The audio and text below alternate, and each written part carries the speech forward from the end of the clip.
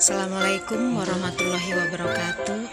Saya Triswartiningsih, CGP Angkatan 11 dari SMP Negeri 1 Kalirjo, Lampung Tengah.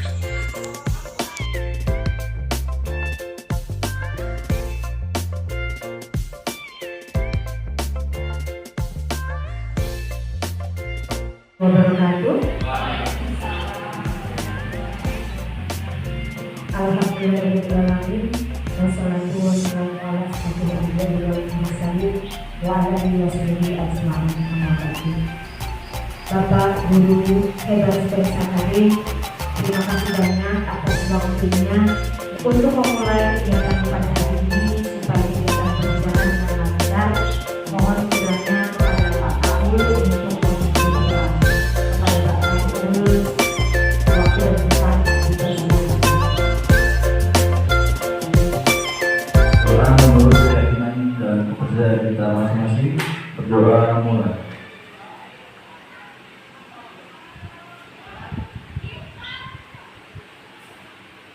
Berdoa selesai.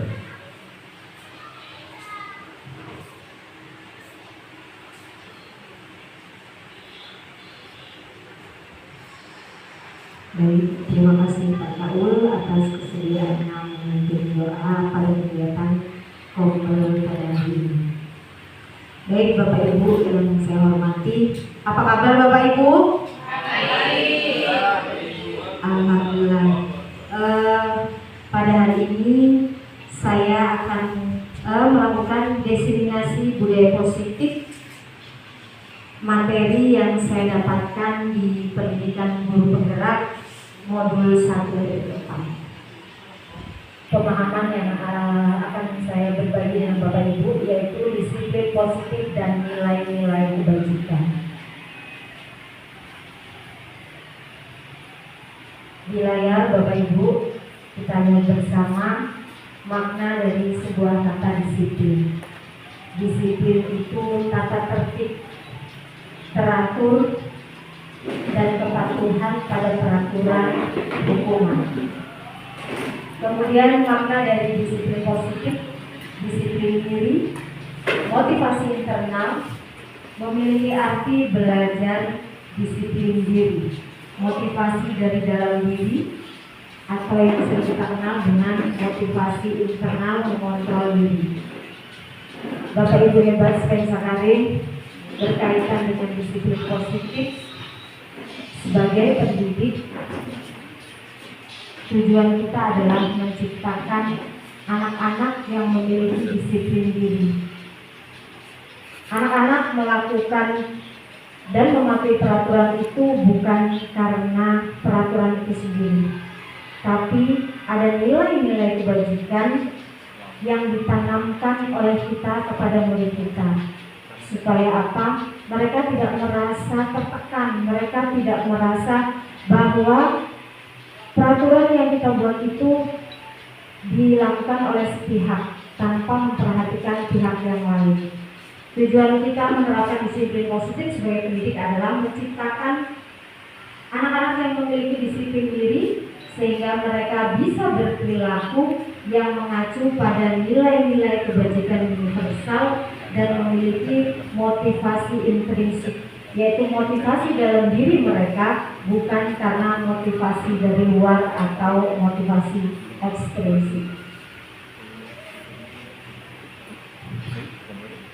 Bapak Ibu hebat, nilai-nilai kebajikan universal banyak sekali diklasifikasikan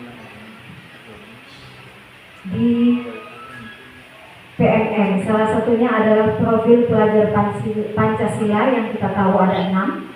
Beriman, bertakwa kepada Tuhan Yang Maha Esa dan berakhlak mulia, mandiri, bernalar kritis, berkebinekaan global dan bergotong royong serta kreatif. Kemudian di situ ada 9 pilar karakter, yaitu cinta Tuhan dan segenap ciptaannya, kemandirian dan tanggung jawab, kejujuran atau amanah, kemudian diplomatis, hormat dan santun, dermawan, suka menolong dan gotong royong, percaya diri, kreatif, dan pekerja keras, kepentingan dan keadilan, baik dan rendah hati, toleransi, kedamaian dan kesatuan. Kemudian ada lagi sikap murid, toleransi, rasa hormat, integritas, mandiri, menghargai, antusias, empati, keingintahuan, kreativitas, kerjasama, percaya diri, dan komitmen. Itu salah satu Bapak Ibu yang saya ambil beberapa penjabaran dari nilai-nilai kebajikan universal. Bapak Ibu, berkaitan dengan murid-murid kita melakukan sesuatu itu biasanya ada motivasi tertentu yang mereka lakukan. Ada dorongan-dorongan tertentu untuk melakukan sesuatu. Di sini Bapak Ibu, ketika kita melakukan sesuatu memiliki beberapa alasan. Salah tiganya adalah yang pertama, menghindari ketidaknyamanan atau hukuman. Kemudian yang kedua, mendapatkan imbalan atau penghargaan dari orang lain. Kemudian yang ketiga, untuk menjadi orang yang mereka inginkan dan menghargai diri sendiri dengan nilai-nilai yang mereka percaya. Bapak Ibu, berkaitan dengan disiplin positif, tujuan yang akan kita capai sebenarnya yang nomor 3. Jadi kita memberikan budaya disiplin positif, tujuannya untuk murid kita menghargai diri sendiri dengan nilai-nilai yang mereka percaya. Itu salah satu tujuan dari penerapan budaya positif di sekolah. Bapak Ibu, di layar ada sebuah studi kasus seorang guru diibaratkan kita ketika kita hadir di sekolah tepat waktu. Motivasi apa sih yang mendasari tindakan kita? Yang pertama, karena tidak ingin ditegur oleh atasan. Kemudian karena tidak ingin mendapatkan surat peringatan, menghindari ketidaknyamanan dan hukuman.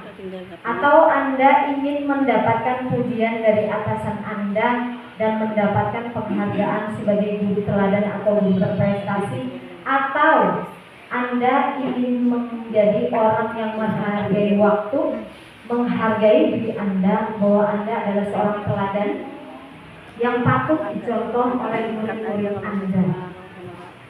Bapak Ibu, boleh katanya sedikit motivasi Bapak Ibu hadir tepat waktu di kelas.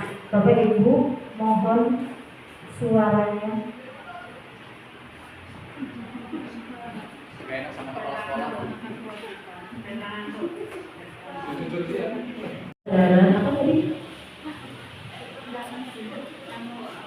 Waktu masuk kelas. Ya, yang pertama itu kan kelas. Jadi kita buat kelas. Kemudian ada rasa lega, kita udah bisa menjalankan tugas tepat waktu sebagaimana mestinya. Kemudian dari hal yang lain, kita juga menghindari image anak-anak bahwa kita itu ya pokoknya kita tidak ingin dianggap anak itu guru yang tidak disiplin. Jadi intinya di sini itu ya menenangkan jiwa, menenangkan hati, melegakan juga. Terus juga insya Allah dengan pada waktu itu tugas bisa berjalan dengan baik sebenarnya mestinya. Itu menurut saya. Saya bisa menambahkan ya dari pendapat masukan dari Ibu. Kalau saya termotivasi karena saya begini, kalau saya sekali itu tidak disiplin di dalam benak pikiran saya, besok anak-anak juga meniru saya, lah Bu Lis besok tidak masuknya jam sekian, kita di luar aja main-main. Nah itu maksud saya akan memberi motivasi kesan pertama saya harus yang disiplin, baru besok anak sudah merasa, wah nanti ada Bu Lis cepat datang. Itu saja. Baik Bapak Ibu, benar yang disampaikan oleh Bu Tri Sutarmi dan Bu Isyana, mestinya diawali memberikan budaya positif dari kita dulu. Dari seorang pendidik, dari seorang guru, kita memberikan tauladan. Dengan kita memberikan tauladan, anak-anak sedang berproses ketika melihat gurunya, ih, Bu itu datang kok tepat waktu ya. Di situ Bapak Ibu secara tidak langsung kita mengajarkan anak-anak untuk tepat waktu. Dengan tepat waktu Bu, nilai-nilai kebajikan yang tertanam di diri anak adalah menghargai orang lain, bertanggung jawab. Itu nilai-nilai kebajikan dari kita masuk ke kelas tepat waktu.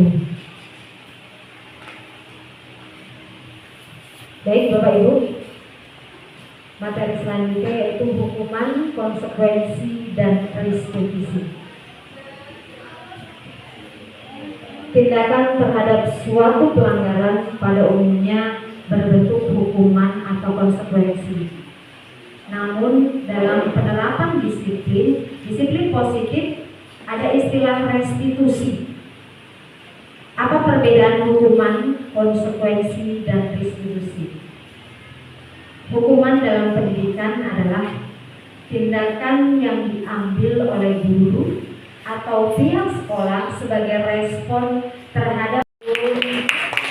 Baik Bapak Ibu, benar yang disampaikan oleh Bu Tri Sutarmi dan Bu Isyana, artinya kita sebagai pendidik mestinya diawali memberikan budaya positif dari kita dulu. Dari seorang pendidik, dari seorang guru, kita memberikan tauladan. Dengan kita memberikan tauladan, anak-anak sedang berproses ketika melihat gurunya, ih, Bu itu datang kok tepat waktu ya. Di situ Bapak Ibu secara tidak langsung kita mengajarkan anak-anak untuk tepat waktu. Dengan tepat waktu Bu, nilai-nilai kebajikan yang tertanam di diri anak adalah menghargai orang lain, bertanggung jawab. Itu nilai-nilai kebajikan dari kita masuk ke kelas tepat waktu. Baik Bapak Ibu, materi selanjutnya yaitu hukuman, konsekuensi, dan restitusi. Tindakan terhadap suatu pelanggaran pada umumnya berbentuk hukuman atau konsekuensi. Namun dalam penerapan disiplin positif ada istilah restitusi. Apa perbedaan hukuman, konsekuensi, dan restitusi? Hukuman dalam pendidikan adalah tindakan yang diambil oleh guru atau pihak sekolah sebagai respon terhadap. 1, 2, 3, tepuk semangat.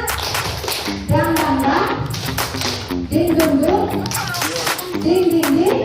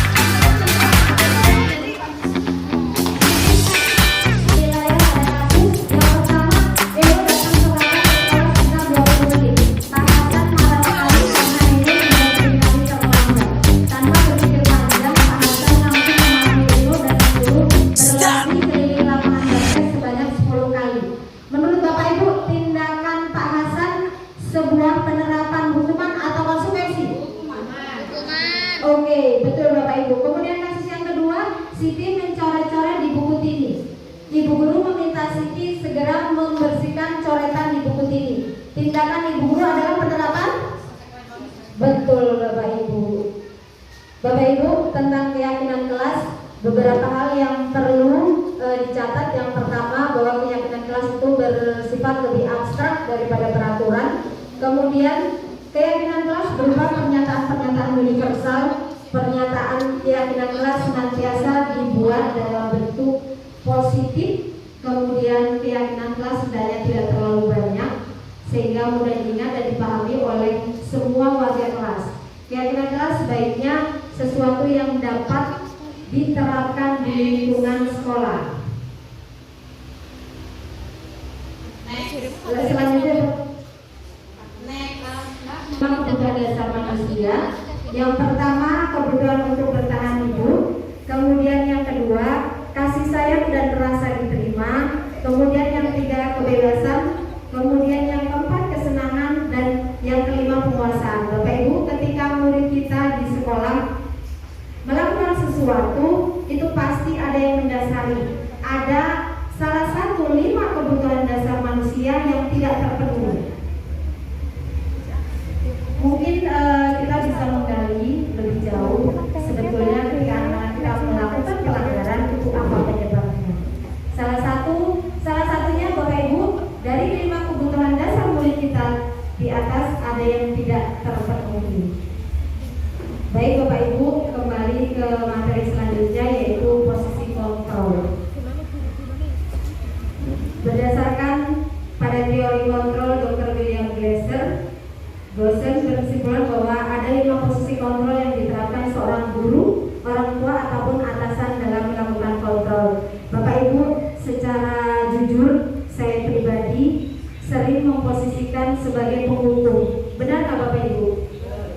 Iya, saya pribadi sebagai guru sering ada di posisi penghukum. Tapi setelah saya belajar tentang 5 posisi kontrol, perlahan Bapak Ibu sedikit demi sedikit mestinya kita mulai mengadakan perubahan, bahwa hendaknya kita sebagai guru bisa memposisikan diri sebagai manajer. Bapak Ibu, contoh sebagai penghukum. Penghukum biasanya menggunakan nada tinggi dengan mata melotot, dengan tangan menunjuk-nunjuk. Kamu ini salah, kamu ini nggak benar, kamu ini melanggar peraturan. Itu kontrol kita sebagai guru, itu sebagai penghukum Bapak Ibu. Bapak Ibu, ketika kita melakukan itu, apa yang terjadi? Ternyata kemungkinan murid itu akan marah dan dendam, kemudian bersifat agresif. Sering kali terjadi murid yang kita hukum bukan, tapi malah melakukan kesalahan-kesalahan yang lain lagi. Baik, yang kedua, posisi kontrol membuat rasa bersalah. Biasanya Bapak Ibu membuat merasa bersalah itu dengan nada suara memelas, halus, dan gestur tubuhnya sedih. Bahasa tubuhnya merapat pada anak, lesu. Di situ contohnya Bapak Ibu, kamu ini bagaimana? Kamu sudah berjanji dengan ibu tidak akan terlambat lagi. Kamu kenapa ya senang sekali mengecewakan ibu? Ibu benar-benar kecewa sekali. Apa yang terjadi Bapak Ibu dengan murid kita? Murid benar-benar merasa bersalah. Bersalah telah mengecewakan Bapak Ibu gurunya. Murid merasa gagal. Jadi dengan posisi kita, posisi kontrol kita membuat rasa bersalah, anak-anak jadi insecure Bapak Ibu. Kadang anak cenderung menyakiti diri sendiri atau menarik diri. Kemudian posisi kontrol selanjutnya sebagai teman. Biasanya dengan suara ramah, akrab, dan bercanda. Bahasa tubuh layaknya dengan teman, tersenyum, kemudian melakukan interaksi yang normal ke murid kita. Tapi apa yang terjadi Bapak Ibu ketika posisi kontrol kita sebagai teman, ketika murid kita tidak dengan kita, dia tidak bisa membuat apa-apa. Dia mengandalkan kita. Kemudian pemantau, posisi kontrol sebagai pemantau, nada suara datar, bahasa tubuh yang formal. Contohnya seperti di layar Bapak Ibu. Pemantau lebih ditekankan kita menanyakan aturan yang ada. Jadi dasar kita sebagai pemantau, nah kamu paham hasil akibat alami dari perilaku siswa yang dapat terjadi tanpa campur tangan guru dan biasanya sudah disepakati sebelumnya. Biasanya konsekuensi itu terdapat di kesepakatan kelas, Bapak Ibu. Ketika kita sudah buat kesepakatan kelas, kemudian ketika anak tidak melaksanakan kesepakatan kelas, biasanya dari situ timbul konsekuensi yang harus dilaksanakan oleh murid kita karena melanggar kesepakatan kelas. Kemudian restitusi. Restitusi adalah proses menciptakan kondisi bagi murid untuk memperbaiki kesalahan mereka sehingga mereka bisa kembali pada kelompok mereka dengan karakter yang lebih kuat. Seperti yang saya sampaikan Bapak Ibu, ketika kita menemukan anak-anak kita yang bermasalah, mestinya kita gali dulu lebih lanjut. Kita tanya lebih dulu siswa kita itu melanggar peraturan. Di sini Bapak Ibu nanti kita akan belajar mengenal segitiga restitusi. Kita ajak ngobrol dulu. Kita tanyakan, nah kenapa terlambat? Nanti dia akan menyampaikan alasannya. Bu, saya terlambat karena ban bocor. Kata yang menstabilkan identitas seperti itu. Oh begitu, nah namanya kendaraan bermasalah itu wajar ya, karena itu tak pernah juga. Ketika kamu kok kendaraannya bannya bocor, ya nggak apa-apa. Itu hal wajar, itu biasa. Itu salah satu gambaran Bapak Ibu, kita menstabilkan identitas. Jadi kita tidak langsung ngejudge bahwa hal-hal tersebut itu wajar terjadi dan itu hal yang biasa terjadi, manusiawi. Itu salah satu kalimat yang menstabilkan identitas. Kemudian validasi tindakan yang salah. Seperti ini Bapak Ibu contoh kalimatnya. Nah, ketika kamu datang terlambat, kira-kira kamu melanggar peraturan enggak? Iya Bu. Nah dari situ Bapak Ibu, itu validasi tindakan yang salah. Anak kita mengetahui bahwa yang dia lakukan itu salah karena apa? Terlambat. Validasi tindakan yang salah, kita memberikan pemahaman kepada anak bahwa yang mereka lakukan itu salah. Nah menurut kamu ketika kamu terlambat salah enggak? Salah Bu. Di situ Bapak Ibu kalimat yang mencirikan validasi tindakan yang salah. Kemudian yang terakhir menanyakan keyakinan. Ketika menanyakan keyakinan, nah menurut kamu kalau bannya bocor itu melanggar peraturan enggak? Iya Bu. Nah kalau sudah melanggar peraturan, kira-kira kesepakatannya kalau terlambat di kelas kamu tahu kan? Iya Bu. Baik, nah ketika kamu sudah terlambat, apa yang akan kamu lakukan? Menanyakan keyakinan Bapak Ibu, apa yang akan kamu lakukan? Bu, misalnya saya akan meminta maaf pada guru jam pertama, kemudian setelah istirahat nanti saya tidak akan meninggalkan kelas, tapi saya akan menyelesaikan tugas yang tadi saya tertinggal. Contohnya seperti itu Bapak Ibu. Bapak Ibu, ini ada secuplik video tentang restitusi.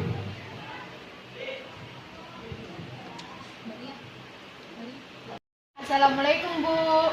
Waalaikumsalam, silakan masuk Sarena. Apa kabar? Baik Bu. Alhamdulillah. Sarena, apakah kamu tahu kenapa ibu memanggil kamu ke sini? Kemarin ketika jam olahraga saya tidak memakai kaos Bu. Sekarang coba kamu ceritakan kronologi kejadiannya. Baik Bu, jadi kemarin saya tidak membawa kaos olahraga karena ketinggalan Bu. Padahal sudah saya siapkan, tapi saya lupa untuk memasukkannya ke dalam tas. Oh begitu ceritanya. Baik Sarena, ibu yakin bahwa manusia itu kadang lupa dan wajar. Ketika kamu lupa itu suatu hal yang manusiawi, karena pada dasarnya tidak ada manusia yang sempurna. kamu sudah bagus, mau berterus terang dan mengakui kesalahan yang sudah kamu lakukan. Iya Bu, saya sungguh minta maaf. Kenapa sampai ketinggalan tas olahraganya? Karena saya kemarin buru-buru Bu, akibat bangun kesiangan dan khawatir akan terlambat. Jadi tidak ada waktu lagi untuk memeriksa tas. Menurut kamu, apakah tindakan itu benar atau salah? Salah Bu. Baik, nah untuk kedepannya, apa yang akan kamu lakukan jika ada pelajaran PJOK? Jika ada pelajaran PJOK, saya akan menyiapkan kaos pada malam hari Bu dan langsung memasukkannya ke dalam tas agar tidak tertinggal.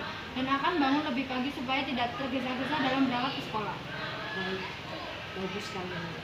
Aku yakin kamu pasti bisa melakukannya. Terima kasih, mudah-mudahan jadi pelajaran berharga untuk